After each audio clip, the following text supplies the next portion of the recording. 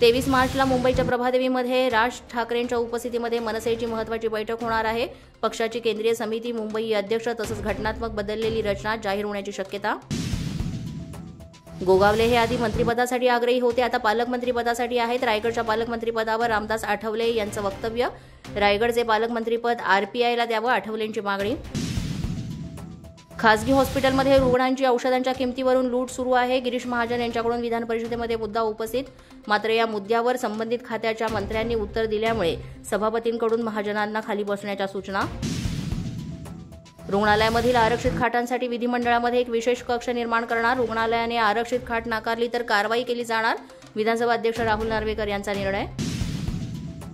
माहिती तंत्रज्ञान विभाग सायबर सिक्युरिटी वॉरियर्स निर्माण करणार। 50 सायबर सिक्युरिटी वॉरियर्स तयार करण्यात येणार असल्याची मंत्री आशिष शेलार यांची माहिती।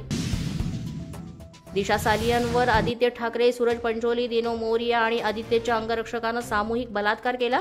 दिशा सालियन यांच्या वकिलांचा खळबळजनक दावा। मागच्या 5 वर्षांपासून बदनामीचा विरोधकांकडून प्रयत्न सुरू आहे। दिशा सालियन प्रकरणावर आदित्य ठाकरे यांची माध्यमांना प्रतिक्रिया।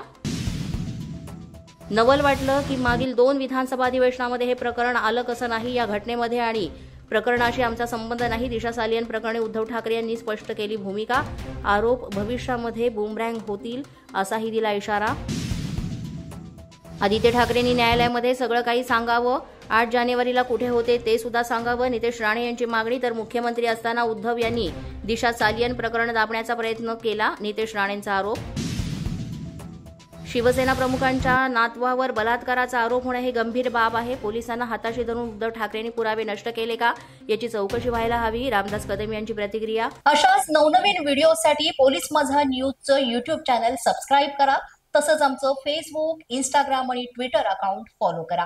अधिक माहितीसाठी आमच्या www.polismazhanews.com या वेबसाईटला भेट द्या। पाहत रहा पोलीस माझा न्यूज।